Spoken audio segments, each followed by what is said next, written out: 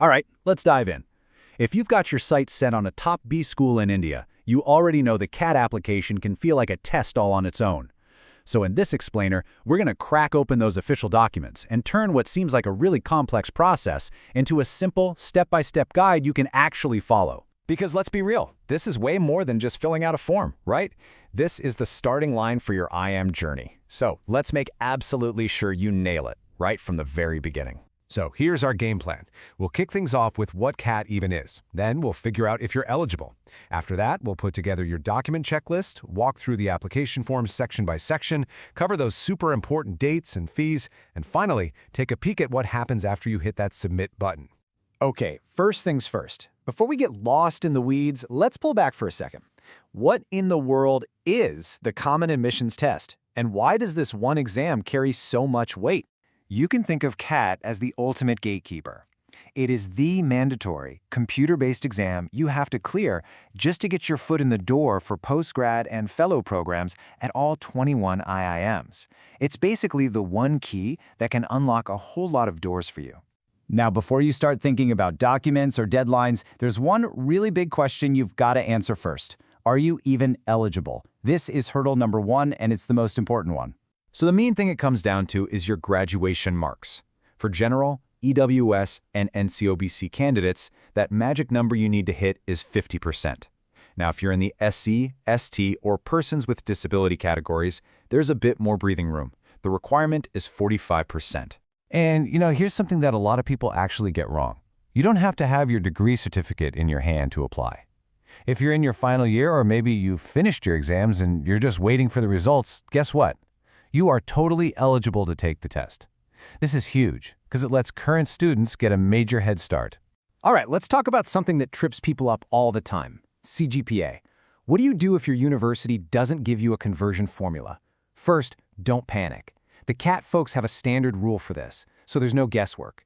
You just take your CGPA, divide it by the highest possible CGPA, and then multiply that by 100. That's it. Follow that formula exactly, and your application will be spot on. Okay, so you've confirmed you're eligible. Awesome. Now it's time to get practical and get all your digital paperwork lined up.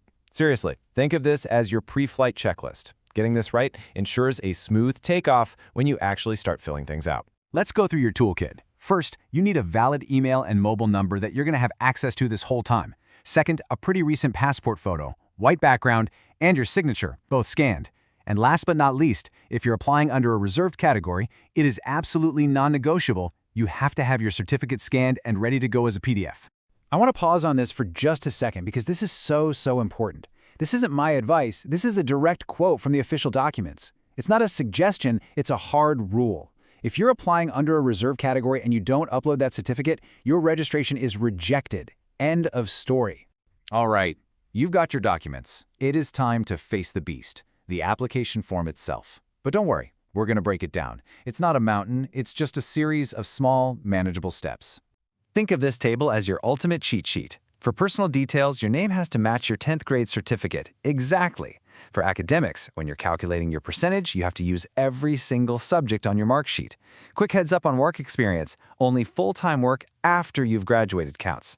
Now for programs, here's a great little time saver. There's a Select All button you can use to keep all your options open. And finally, Test City. You have to pick 5 different cities.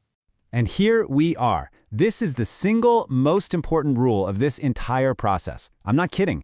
Once you make that payment, your application is locked in stone. You cannot go back, you cannot change a thing. So please, I'm begging you, triple check every single word, every number before you hit that final submit button.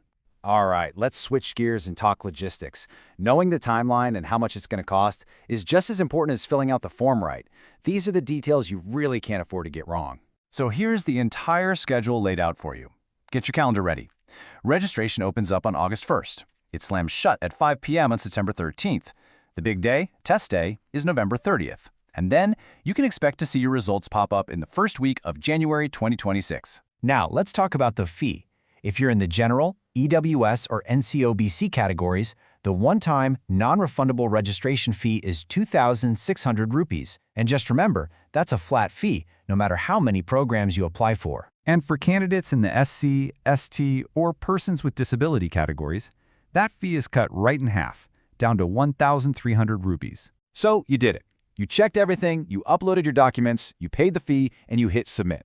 That's a huge step, so congratulations. But, as you already know, that was really just the end of the beginning. So what's next on this big journey? Well, you'll be able to download your admit card, your golden ticket, starting November 5th. Then it's all about that final prep for test day on November 30th. After the results come out in January, your focus is going to shift to the very specific selection processes for each IM you've applied to. Look, getting this application right is your first real win. It proves you have the focus and the attention to detail that this whole journey requires. But it is just step one. The real adventure, the real challenge is what comes next.